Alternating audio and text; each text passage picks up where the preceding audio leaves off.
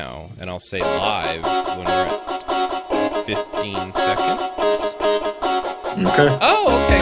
I got a recording timer. No! Stop! Okay, here we go. And we're live. And it's... Sorry, he just threw me off through the dogcast. This is the Merce. Welcome back to the Nub podcast, or the Nub Dogcast, depending on what day it is and how excited the dogs are at our producer's house. Again, I'm the Merce. Yeah, it's Felton. And the bald bearded bard. All right, guys. So, wow, we had a big dump of podcasts this week. I hope you guys got a chance to listen to those and enjoy them. Our producer Felton sent me a little picture showing us that we're at 69 subscribers right now, and I sent him the Bill and Ted 69. So, anyways, very excited about that.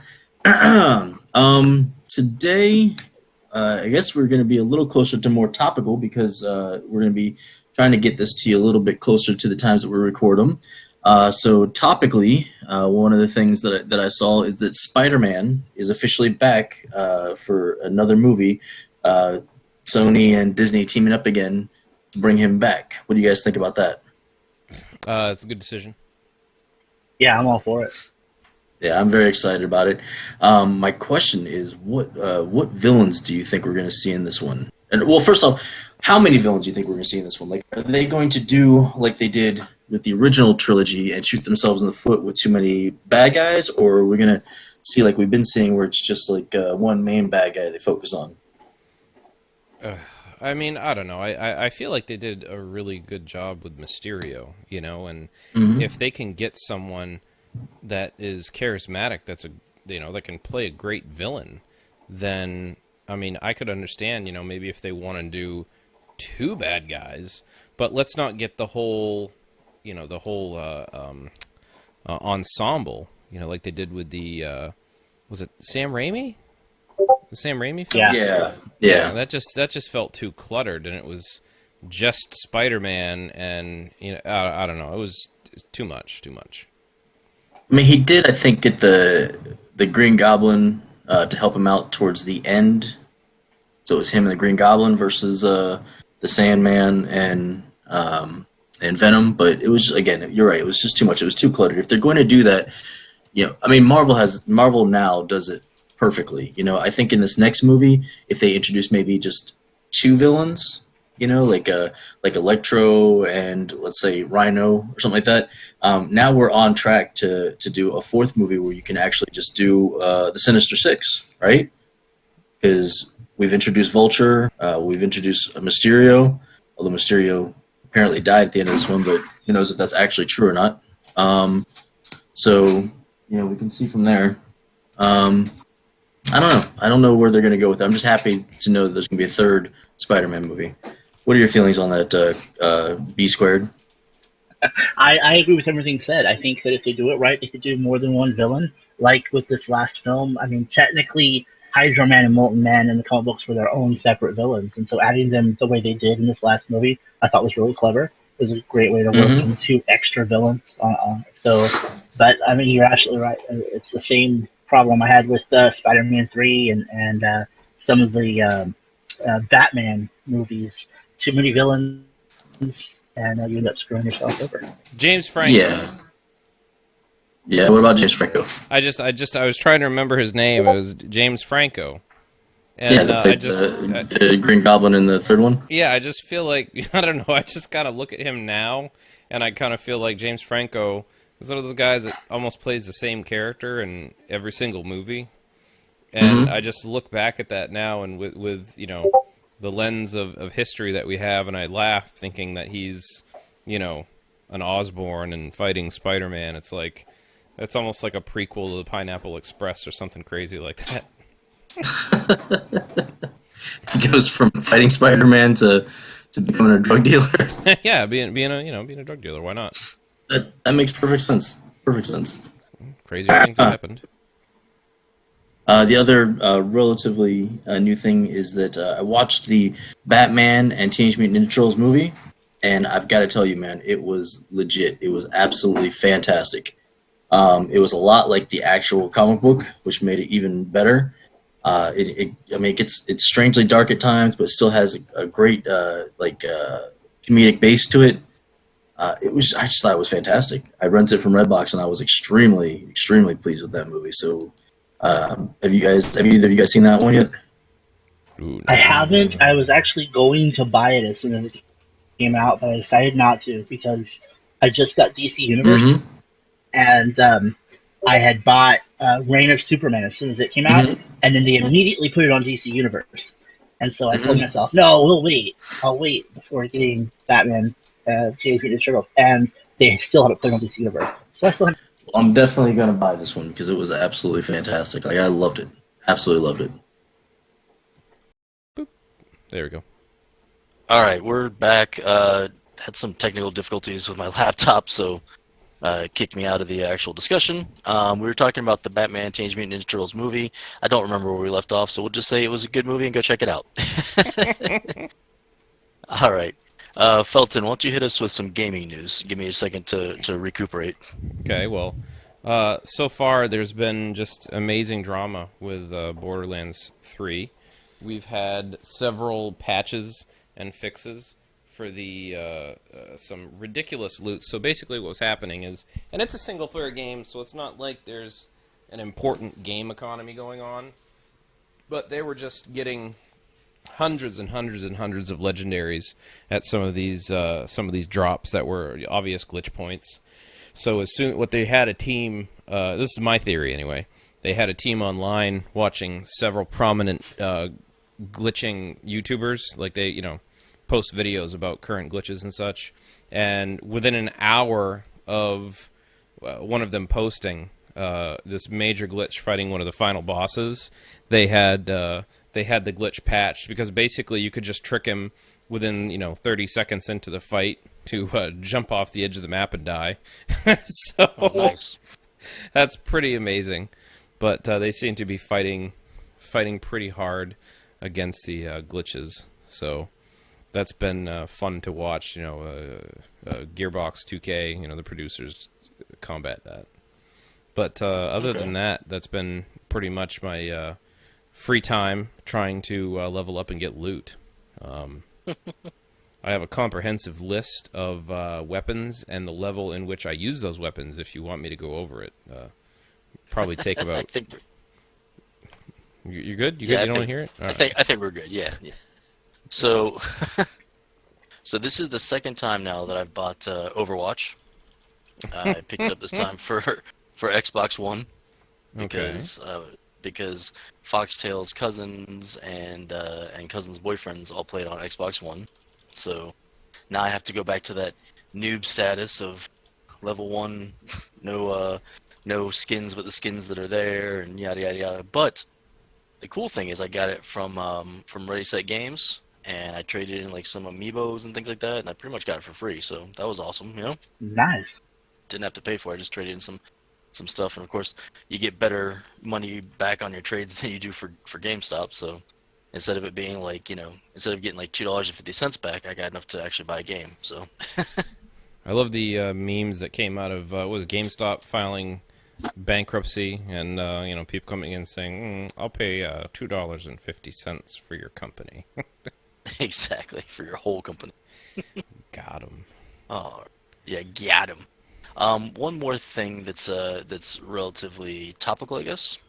Jamie Ingle, the writer, friend to the nub, she signed a deal with a publishing company, like a 3-book deal. Oh, So wow. she's gonna. I mean, she's already been published, but she's gonna be actual like publishing, getting published and getting her books out there. So that's pretty cool.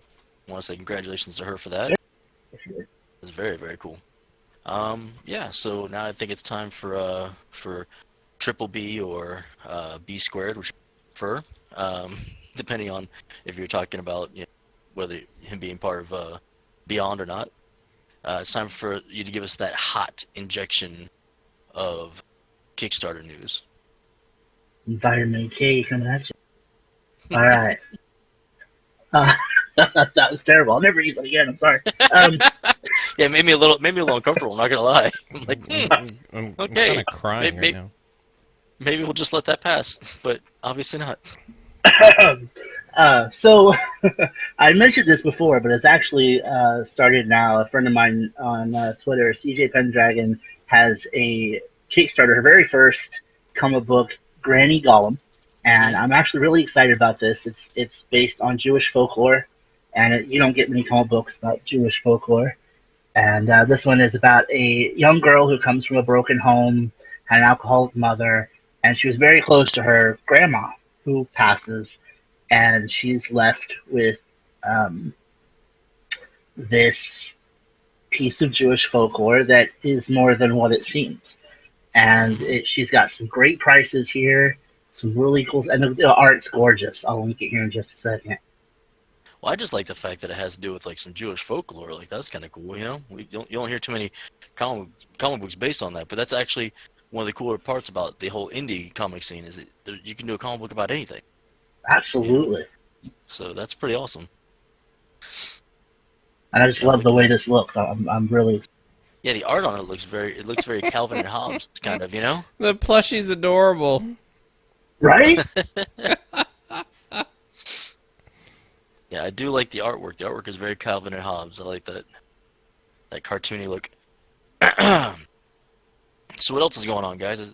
Stranger Things season 4 is definitely confirmed. We got a preview, or not preview, a trailer for it that didn't tell you anything or show you anything. So I guess that was cool. Like the last trailers, it just played the music, and that was it. You know, they're just gonna keep us in the dark, and that's okay. Yeah, I can live with that because the show is that good.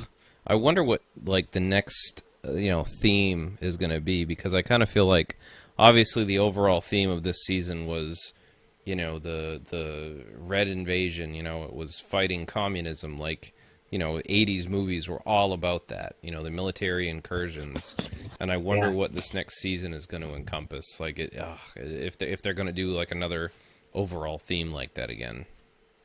Yeah, I don't know. What would you say the theme was for the other two then? I don't really know. Like I think of the first two seasons, and I think the first one was just generally, I don't know, kind of horror, because you had and obviously body horror has been amongst all the seasons, but you had them going to another dimension. So I mean, maybe that was more going into the Upside Down. So maybe that was more of like the theme of these movies like going to another place, because there were, if I remember, there were a lot of those. That seemed to be a trope, and it seems like they keep like a Lovecraftian kind of feeling in the background too. Yeah. Like the things that are coming through from the Upside Down are pretty horrific creatures that can't easily be defeated. So. I don't know. It just seems like they've got a little bit of that kind of trope going on in there. I love how the kids give all these creatures like D&D names still, though. I love that. That's fantastic. Yeah, I don't know what they're going to do with this next season. And if I remember correctly, I thought that I had read somewhere that they're only doing this last season, but I'm not 100% on that. So I don't want to be quoted on that, but I feel like that was the case. Not 100% though. What else? Oh, and then the Birds of Prey trailer dropped, right? Oh yeah, that looks great. Okay, yeah. See, now here's my issue with it. All that I've seen so far, really, when you get down to it, is Harley Quinn. And I have two issues with that. First off, I don't understand why they didn't just do a Harley Quinn movie. Do they not feel like Margot Robbie could just stand on her own and have her own film and have side characters around her, which they're pretty much doing? Because this seems like a vehicle for Harley Quinn. It doesn't really seem like an actual Birds of Prey movie. And on top of that, like I haven't seen Oracle anywhere, or anybody who even resembles Oracle, who is the one who put together the Birds of Prey in the first place. So is Harley Quinn the catalyst for this group? I obviously I'm not, I don't have any personal connections to Warner Brothers, but my theory is that that's not what I heard. Hold on a second. That's not what I heard. The only reason you're on this podcast is because I heard that you were in tight with everyone at DC and Warner Brothers. So Everybody. if that's not the case, go ahead and pack up your headphones now, bro.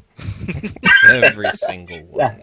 Everybody. Margot Robbie's got me on her Snapchat. That's what I heard. At least that's what she said her name was. What he said his name was. My theory is. Hey, how's it going? My name's Margot Robbie. You know I play Harley Quinn in those movies. I totally don't live in my mom's basement. Why would you think that? Wow. Hold on, my Hot Pockets are done. I'll be right back to send you more premium snaps. Ugh. Sorry I didn't shave today. Don't forget to like and subscribe. I'm sorry, continue. I'm paying for that. You're paying for that. You're top tier on his/her Patreon. That's exactly right. You got that Margot Robbie that Margot Robbie bathwater. That's right. It looks like gray. No. It looks like there's a gray chest hair in this. Like, Oh. what is that? It looks like there's men's facial hair trimmings in here. I mean, I don't know.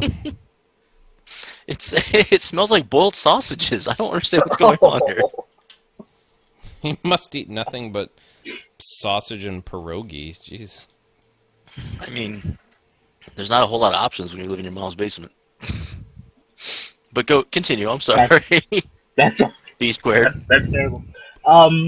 My theory is that they wanted to do I don't think that they were confident in either a Birds of Prey movie or a Harley Quinn movie, considering DC's track record so far.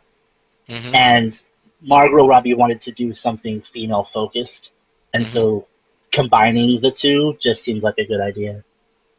It just, I don't know, it just seems ridiculous because to me, in my opinion, there is two movies in there, you know? Because I honestly, absolutely agree with you. If done properly, the Birds of Prey movie would stand on its own two legs with no issue at all. You know, especially if the bad guys were female-centric as well. Yeah, you know? I completely agree. I think same thing could be said about the second Deadpool movie and a X-Force solo film. They kind of smashed X-Force in there into Deadpool. So. Exactly, and you know, I feel like Harley could have carried her own movie as well. You know, we could have seen her step out of the shadow of the whole Joker thing. We could have seen that breakup and everything like that, and then maybe in a sequel to the Birds of Prey movie, she could have then been a part of the team. You know what I'm saying? Sure, yeah. Like, it's a missed opportunity here where they could have had, you know, very strong female characters, Huntress, you know, Black Canary, and Oracle, you know, and then whatever other side women they want to add in there, you know, versus someone like Talia al Ghul, you know, and the League of Assassins. Like, that would have been a fantastic movie, I think, you know. We could have brought Bane in. And, exactly. You could have had Bane in there. They could have even kept Black Mask in the movie, you know, because I absolutely love Ewan McGregor, and you know, I'm worried that this is gonna be a throwaway movie because that's what DC just seems to be putting out, is just throwaway movies. I mean, they get it's like they have a goal. It's like, okay, we're gonna put out one really good movie, then one mediocre movie, and one throwaway movie, and we're just gonna continue that trend, you know, and or you know we'll double up on the mediocre or the crap movies. Just, I don't know. Did you hear it's frustrating. Joker's audio in there? Like, I could hear there were several clips that they had Ewan McGregor, but they were clearly playing Jared Leto. Jared Leto? Leto? Yeah, they were clear. Leto. It was clearly Jared Leto, but they were playing his voice over Ewan McGregor. So I'm like, are they trying to conceal the fact that Joker's in it, or is he just going to be in for, like, you know, 5 minutes like the last one?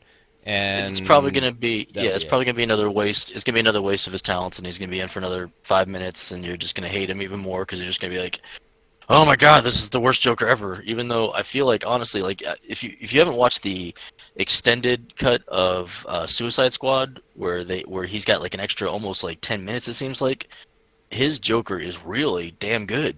You know, Jared Leto did a really good Joker. It's just that the Joker can't be a side character. You know, he's got to be a focus because you have to have the time to let that craziness and that evil breathe. You know, It's like a fine but wine. Now, here's another of evil. thought too.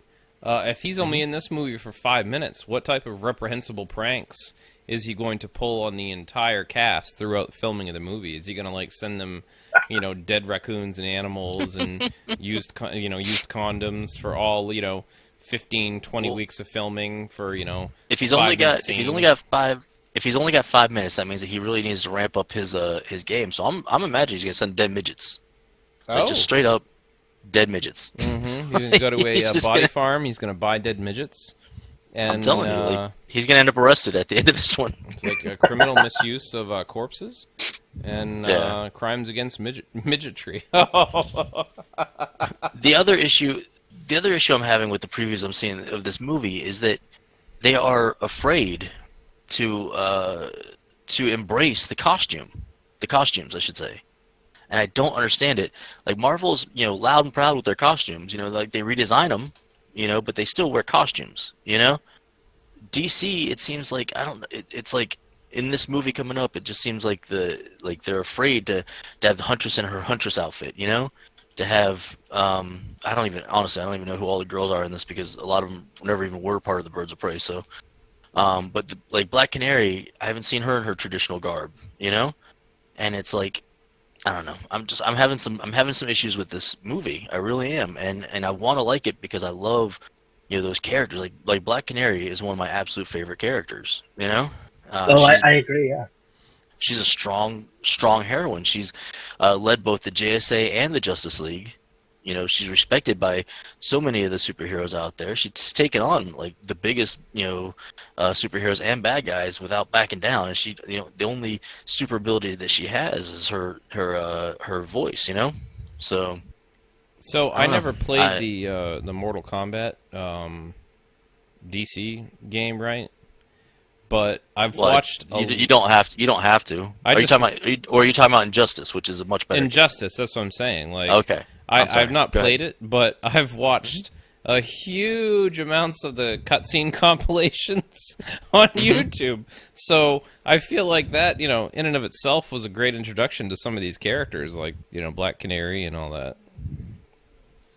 You are a strange bird. Like, I'm not gonna play the game, but I'm gonna watch like all the stuff about the game. I'm gonna watch the I'm gonna- cutscenes because it's interesting. You're like a video game voyeur. You're like, you know what? I'm not gonna play the game, but I'm gonna creepily watch it from my room while smoking a cigarette in the dark. Like, Watch it from across the room. Always in the closet. Always wearing a Superman shirt. yeah, you're a little weird about that, man. Sometimes from the chair in the corner. Mm-hmm. But I think yeah. for me, this movie, I think if you leave behind all the preconceptions that coming from the comic books gives you, it looks like a fun movie. And it being female centered, my daughters are just freaking out about it. So Mhm. I think I'll at least take my oldest one to go see it, and I think it looks like a lot of fun as long as you don't take it too seriously. I'm gonna see it along the lines of Suicide Squad, which Mhm. I went into thinking it was gonna be a terrible, awful movie, and actually ended up enjoying some parts of it.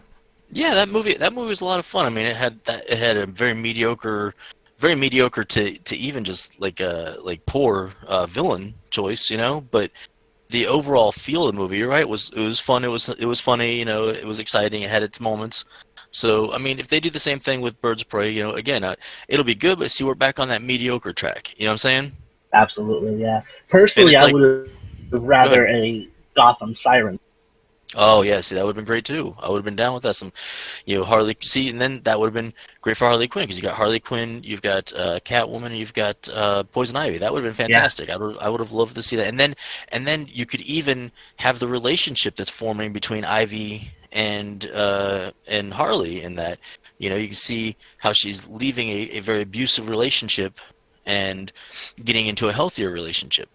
Yeah. You could see that whole Absolutely. thing and how how the two of them make each other better and things like that. Yeah, I think a Gotham Sirens movie would have really fit with what they're trying to do with Birds of Prey. Yeah, I think you're 100% correct on that. I'm still gonna see the movie, I'm sure. Sure, yeah. But I don't know. I'm concerned. What I'm not concerned about, what I think is going to be a really good movie, especially because the reviews are just out the door. This is one of those ones that, like you said, about the Birds of Prey movie, you just have to take this movie for what it is. But the Joker, from what I understand, is going to be pretty fantastic. I mean, and I don't know if this is a press thing, where they're trying to get that bad press to get the word out more about the movie or whatnot. But I keep seeing all these news stories about how movie theaters are going to be increasing their security because of the plot of the movie and this other thing. It's like, I don't even know what the plot of the movie is. I've been trying to stay out of that. What do you want to say? I've been trying to stay blind to that because I don't want to know. I want to be surprised by it. But I guess they're worried about what happened with that idiot that went to the third Batman, Christopher Nolan's Batman movie and shot up the theater and everything. Yeah. But I mean, honestly, that could happen anyways. I mean, they're just crazy people out there. Like, he wasn't prompted for that. There was no point in that. There's no plot in that Batman movie where somebody goes and shoots up a theater, right? And there's not even Joker in that movie, and yet he went, dressing kind of like the Joker, and shot up the place. So that was unprompted. I mean, he dyed his hair. He didn't even have any makeup on. He just he was a really dumpy dude. Like that's just, I don't know. He's a real piece of crap. He was. It was absolutely terrible. But I think that's an interesting point, because the fact of the matter is, none of those films, none of those movies, at any point in any moment, had a call to action, a call to violence, or any hidden message that you could interpret as such. So there are certain groups and people who are saying that they should give all the proceeds of the film to, or maybe it was only a certain percentage of the film, I don't know, to like these victim groups and all this stuff. And I just don't understand that fundamentally, because it's not anyone who made the movie's fault that happened. It was one crazy fellow who was off of his rocker, that the family, healthcare, whatever failed him, and he did that. I mean, I fail to see the responsibility of the copyright owners to have to do anything. It's just ridiculous to blame them. I don't disagree. Good. Going back to the current Joker movie, I'm afraid that right now, considering what we're dealing with some of the gun issues and the mental issues that we're having, and we're seeing, a lot of right around middle-aged white guys committing violence, this may not have been the best time for this movie. Because, and I'm going to preface this by saying, we don't know what the movie's about. We don't know what the message of the movie is actually going to give us. But just from the trailers, it looks like it's about a middle-aged white guy who decides to kill people because people are mean to him.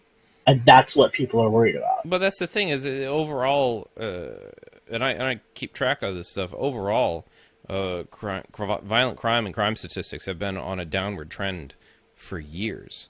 So it's curious to me when you see the media reporting on this stuff. You think it's Mad Max Fury Road out there, when the reality of it is law enforcement and prosecutors are getting more and more and more violent criminals behind bars as they step away from trying to prosecute like state as the victim crimes.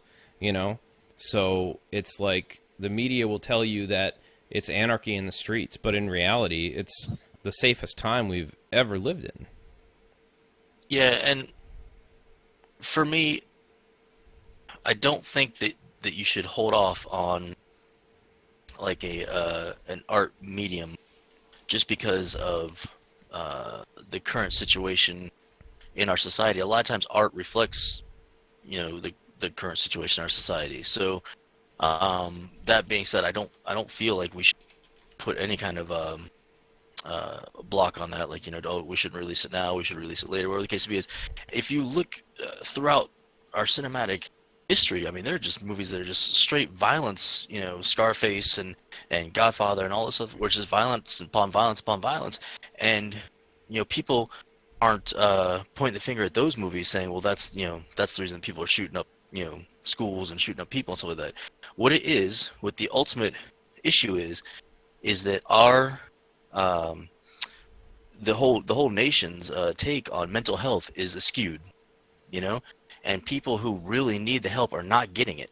You know, they're not getting the proper care that they need. They're not getting the therapies, the medications that they need. You know, there's still stigma about psych issues and things like that with people, and because of that, a lot of people aren't sharing the fact that they're having psych issues, so they're not seeking the help either. You know, Sure, yeah. what we need to focus on is not the art. You know, we need to focus on the actual society that the art is reflecting.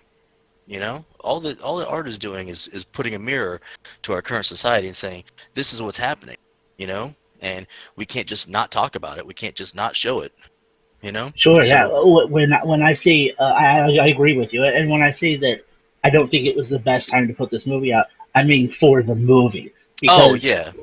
no matter what the reality is, the current conversation is about uh, usually middle-aged white guys committing acts of crime, acts of violence, the mass gun shootings and stuff that have been recent.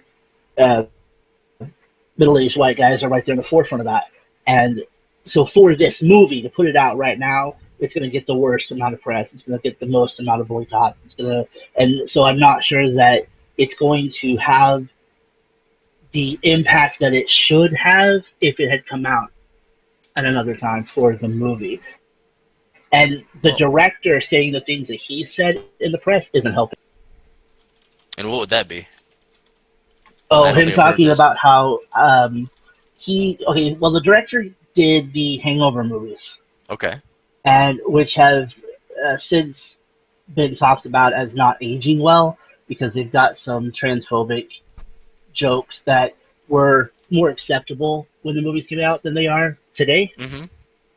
And so he's saying that the reason he quit comedy and is doing the Joker is because you can't do comedy because of quote unquote woke culture.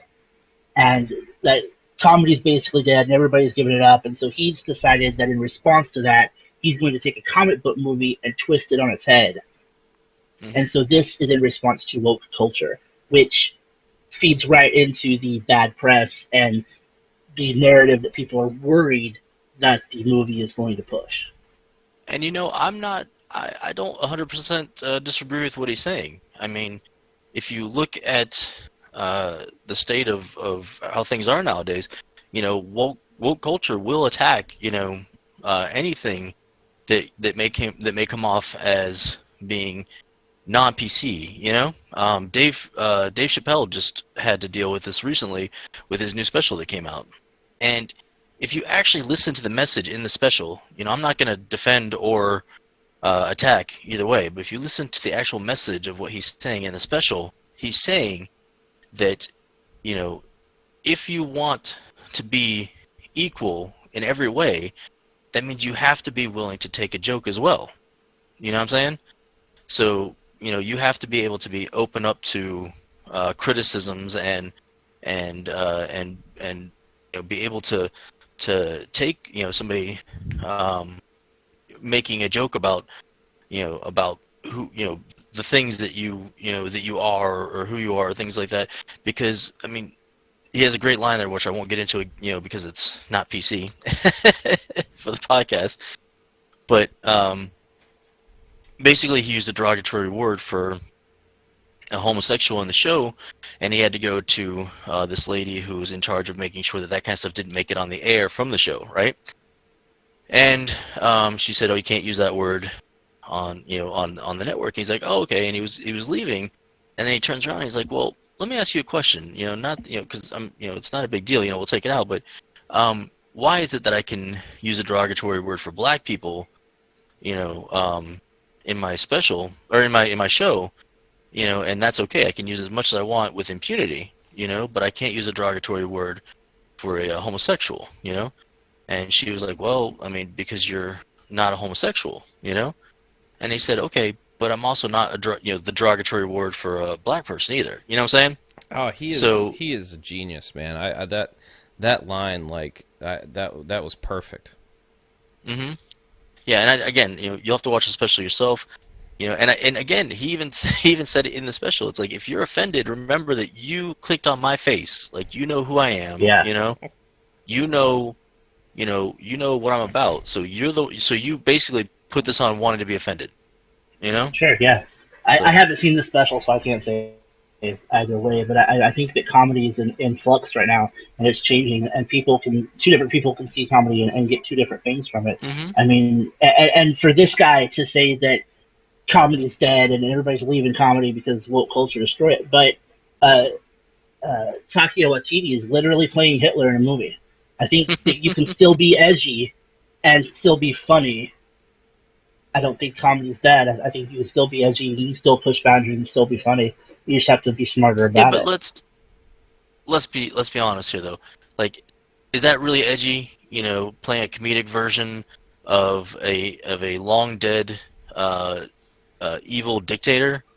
You know, like, that's not really edgy.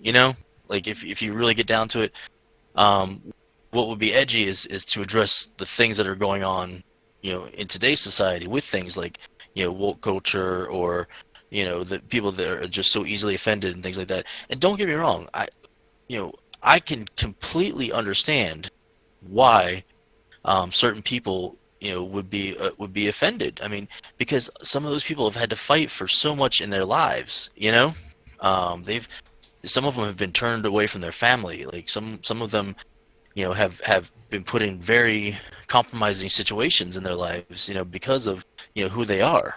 You know what I'm saying? Sure, yeah. So, I can, it's not one of those things where you can say that one side of the coin is correct and the other side of the coin is not. It's not one of those things where you say, one half is right and the other half is wrong. It's one of those things where I think you kind of got to meet in the middle. You know, but again, we're getting too close to the political podcast, and we don't want to do that. I just think So, there's one point of it all, and I think when people get upset about this stuff, I think this is why. It's that you can't have a discussion about it, because immediately when you hold somebody accountable and you are not addressing the fact of their social status, like, you're not attacking them for who or what they are, you're trying to discuss the content of their argument.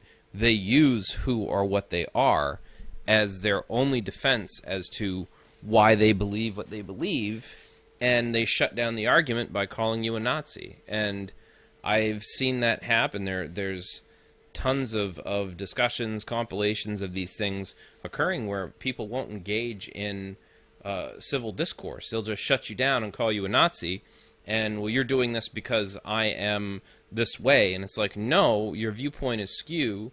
You don't have facts or reason to back what you're saying or why you believe it. But they won't engage in the conversation, and I think that's where it comes in, and that's where we have these issues, where you have the contention between these voices. yeah, there is some issue sometimes when it comes to people not wanting to debate or have a real discussion, with facts and figures and things like that. They just want to, sometimes they want to put their opinion out, or how they feel, whatever the case may be, or their point of view, and then that's it. They just want it out there so that you have to deal with it. But if you try to say, well, did you think about looking at it this way? It then, like you said, it becomes like you start to be attacked or whatever because they accuse you of attacking them. And that goes for all kinds of different demographics, all kinds of different age groups and stuff like that. It's just it seems that people are losing the ability to actually have a discussion. Sure. People are Yeah. losing the ability to actually come to the table and have a conversation, and not feel like they're being attacked or they're being and people are losing the ability to try and address a conversation without attacking. So it's both sides are having issues. But again, too close to the political podcast, and it's actually time that we should end this one anyways. So let's see here. Oh, that's right. We said that last time it would be my turn to roll the dice, correct? And Yep. Uh, let's have quadruple B roll the die and then add, subtract, or whichever to it. All right, you ready? Yep. All right, we're going to add 13. 13 to my 15 puts me over 20. And I'm going to do something unprecedented because I kind of want to tell this story. I'm going to go ahead and choose myself this time. So I'm going to take a bullet here. So hopefully you guys remember that next time we're rolling the dice that I took this one. All right. So we brought up, I think off the podcast, you had brought up my gentle hands thing, Felton, and so we're going to address that right now. All right. So most of you that listen probably don't know, but in my real life, my real career, I'm a nurse. And when I was going through, that's where the nurse comes from. It was either that I was a male nurse or a male purse. So it's because I'm a male nurse.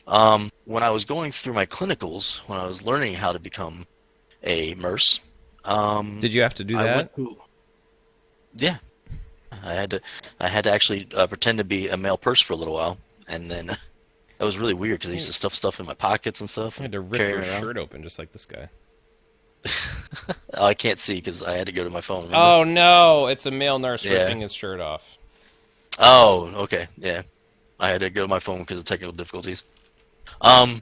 So my very first clinical, we went to a nursing home, and my clinical instructor had told all of us, hey, whatever the staff does for the patients here, you do for the patients while we're here. Whatever it is, you do it. It's like, okay, all right. So I get assigned to my one patient because you get one patient to start off with, and it was a relatively young guy. He was probably in his early 40s in this nursing home. He was only there because he had to have some work done on his bladder and his kidneys. Apparently, he had some kind of cancer, I believe, that was eating him away inside there. Ooh. So he had tubes that were going to both his kidneys and his bladder, and this kind of prevented him from being able to get up and move around too much. He needed assistance with that kind of stuff. So I walk in, I introduce myself. I said, hey, good morning. I'm the nurse. I'll be taking care of you here. It's me, Phil. And it's me, and Triple B. And I was like, it's morning, so what can I do to help you get ready? And he's like, oh, well, they usually give me a bath before I get up. I'm like, oh, okay, do you want me to help you to the shower or anything like that? He's like, oh no, they give me a bed bath. And I'm like, oh, okay, no problem, And just the week before, I learned how to do bed baths. So I was like, cool, I'm very excited about this. There's a whole thing to it too. You have to learn how to fold the towel properly so it looks like this it looks like a triangle on your hand, and all the stuff that you have to learn. So I was excited to use these skills that I got. So I got my warm water basin, and then my warm water basin with soap in it. I got my towels. I got all that stuff prepared, and I'm going through the motions. I'm doing what you're supposed to do to help wash the patient up and get them cleaned up. And they teach you that you leave the genitals and stuff to the end because it's, usually the dirtier part, and you don't want to be washing their face after you wash their balls, right? So, we get to that part, and I'm like, hey, listen, I don't want to make you uncomfortable, so what I'm going to do is I'm going to get everything set up here, and I'll give you the rag, and, you can kind of wash yourself up, that way you can get clean, and you won't feel uncomfortable with me touching him. He's like, oh, no, they usually do the whole thing. And I'm like, okay, all right. So I'm like, are you sure you don't want to do this yourself? He's like, no, they do the whole thing. I was like, okay. So, my instructor told me to do everything that they teach you to do. So, or that they want us to do everything the staff does, right?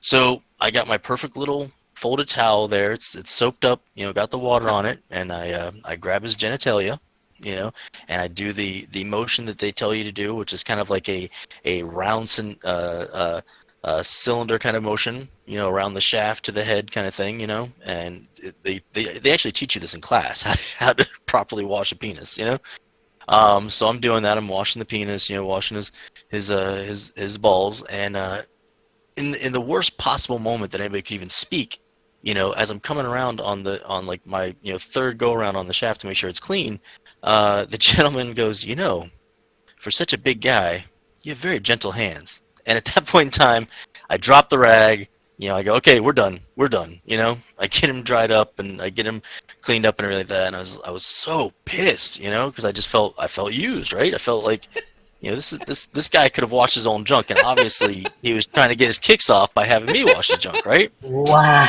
So fast forward to the end of the day, and me being me, I can't not tell people about what happened, because I'm just that kind of person. I have to share my tragedies with people. So I'm there with the only other male in my group for these clinicals, and I'm like, yo, you're not gonna believe what happened. So I told him the whole thing that happened. And he's like, oh my god. And he said you had gentle hands. I was like, yeah. He's like, that's your nickname for the rest of the time that we're in school. Now, granted, this is like the first month into a two plus year program, and already he's picked out my nickname. So for the remainder of the day, as I'm walking by him, he's like, hey, gentle hands, you want to give me a hand with this or that? Hated this, but the best part is when we're leaving, he's like, what's going to happen when we come back in the morning? I was like, what? He's like, we're going to come in and there's just going to be a sea of male patients in wheelchairs, and they're just going to be waiting for you like a friggin' rock star. They're going to be like, is that the guy? Is that the gentle hands guy? Hey, gentle hands, like come wash my junk, So, yeah, that's my gentle hands story. And the entire time I was in the nursing program, that was my nickname throughout the entire program, was gentle hands. And it sucked terribly. So we'll go ahead and, on that embarrassing note, we'll stop the podcast, and we'll end it here. I'm the Merce with the gentle hands. Me, Felton.